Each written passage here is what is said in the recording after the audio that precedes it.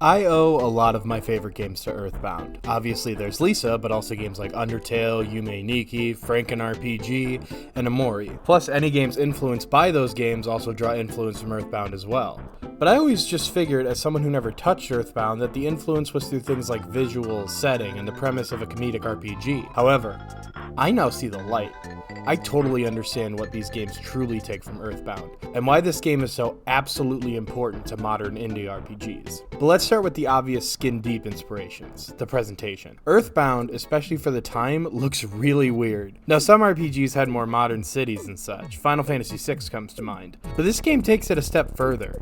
These are just towns, with the monsters you fight mainly just being people and animals. This really works in its favor, as when you do get hit with a more traditional monster, it takes you out of it because it just doesn't fit. The battle screens are very simple, very Dragon Quest, but the overworlds are something else. This game just has such a mastery over the Super Nintendo's visuals. The colors blend so well with each other and every area just feels so alive. While there are better looking games on the system, I don't think any of them look quite this unique and modern. I love just walking around in this game. It could seriously pass as a modern indie game if it was in 1080p. That mastery over the system translates to the music as well. Similar to how there isn't one that looks the same, I can't think of a single SNES game that sounds like this. It has such a different sound profile and an overall instrument quality that very few SNES games have. I never realized how much of this game's soundtrack I've heard in video essays around YouTube. It really is perfect background music. I love it so much. You've got Bed and Breakfast, which just has that feeling of waking up on a calm day, empty schedule as you sit outside with a cup of coffee.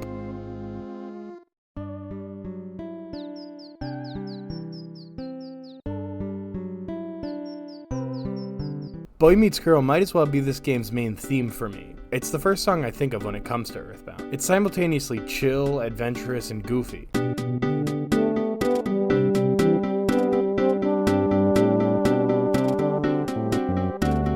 Fourside has that feeling of the adventure being in full swing, as if when it comes to cities, you've hit the peak.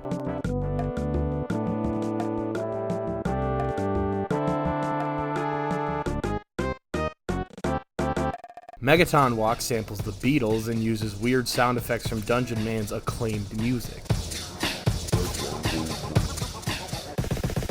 Then there's the battle themes. These are absolutely fantastic and really funny. They feel really laid back most of the time, so when they do get more intense or out there, it's a lot more noticeable. See, most of the time you get something like this.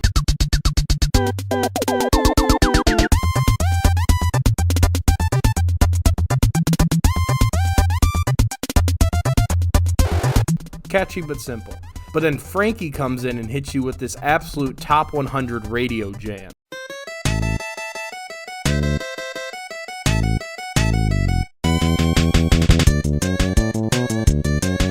And then there's the Guardian theme, which is oh. And I can't mention the Gygas theme. Like, come on.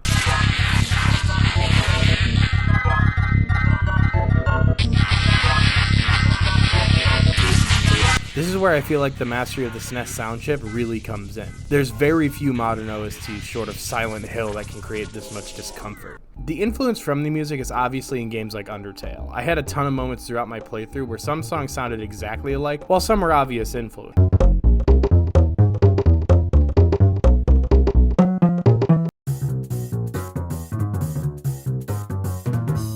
It has that same feel of the music carrying the same tone as the writing. Tongue-in-cheek, but disturbing or off when it needs to be. Also, it's undeniably insanely catchy. Although, I'll be honest, before playing Earthbound, I thought that's where the influences mainly ended. I figured, yeah, comedy RPG with a specific art style and music. But no. Those are just the surface level. And the moment I realized that was a specific scene right after the Frankie fight, where he says, "This is my first defeat. Fail-proof Frank is now Failure Frank." It was at that moment that not only did I laugh, but it all clicked. What Earthbound inspired isn't just the presentation, it's the writing. Now this would seem obvious, it's a comedy RPG. I mean, honestly, that's what Earthbound has over a story. Small vignettes full of jokes and characters instead of a detailed plot. But it's different than even other comedy RPGs at the time, like Final Fantasy V. Earthbound has this very dry, sarcastic, sort of cynical attitude. Like everyone just speaks exactly what's on their mind in simple terms. And how basically everyone knows that everything good and bad that's happening is just a strange coincidence. Basically, the game itself having a ton of self-awareness and expecting you to be aware of its tropes. This sort of writing is all over Lisa and Undertale. Papyrus' special attack turning you blue, the gasoline bucket from Lisa, Sans,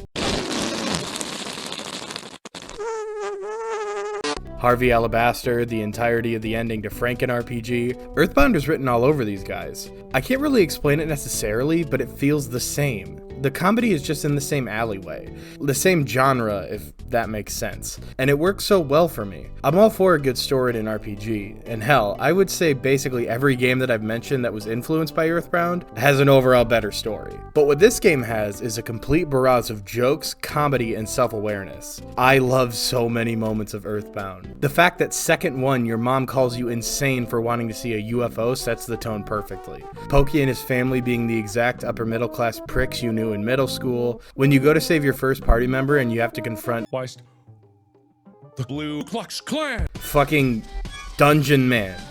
This music is one of my greatest accomplishments. He might be the best part of the game. Every part of Dungeon Man was hilarious. Hell, the fact that at the beginning of the game it asked me for something that I think is cool.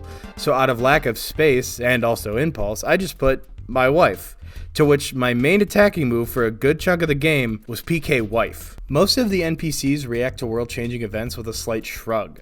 That's pretty topical nowadays, huh? You end up meeting a band that's $10,000 in debt, but luckily, it's right after, lucky you, get exactly $10,000 from another NPC. Then you do it again with $1 million. My wife's totally ignoring her magic cake business. These days she spends all her time hanging out in some strange club. We no longer have any mutual interest to discuss. It's hard not to just continuously show clips or quote the different moments because this game is so tightly written that so many moments just stick out and stay in your head. Then it hits you with the most intense and inconceivable finale ever. After fighting through an onslaught of high-level enemies, you fight your childhood bully who's teamed up with the literal embodiment of evil. As you struggle, it feels like the game itself is falling apart as you reach for any sort of peace or calmness in this nightmare of chaos, until it finally crescendos into the most satisfying, peaceful, calm ending you could have wanted.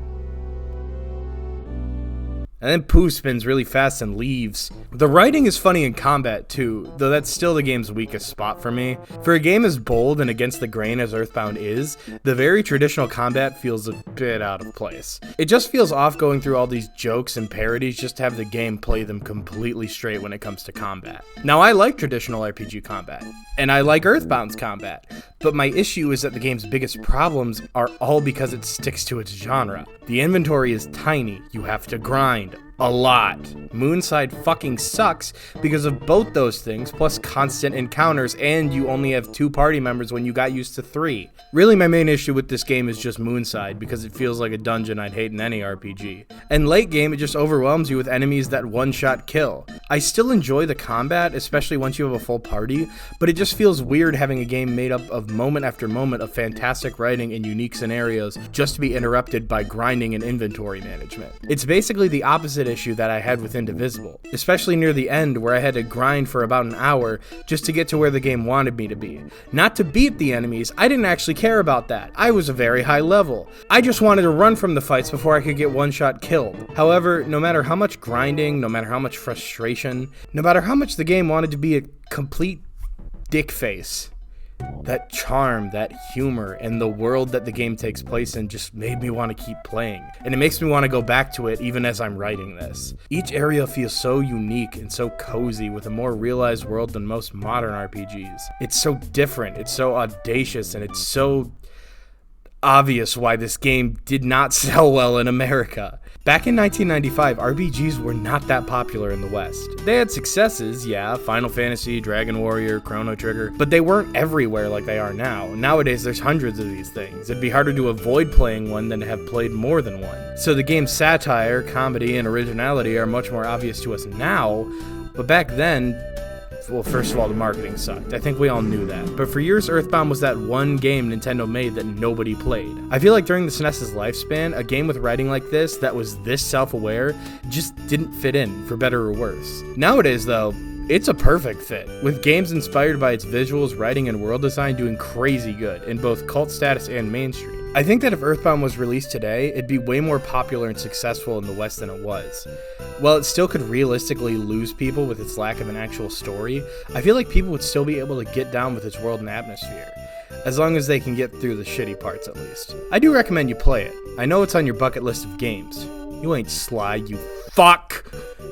It's free if you've got Switch Online, but if you can, I'd still say to emulate it. Speed up and save states really help with grinding to the point where it becomes basically a non-issue. I'm so glad I finally experienced this game. For every small moment where I wanted to quit, there were 80 more that just made me smile. It's no wonder this game inspired some of the most celebrated and some of my favorite games all these years later. I really hope this game gets the Mario RPG treatment with a remake that lets it fully reach that little bit of potential that isn't untapped. But for now, it's an incredible game that's very much not for everyone, but it is for me. And because of that, I am never coming back.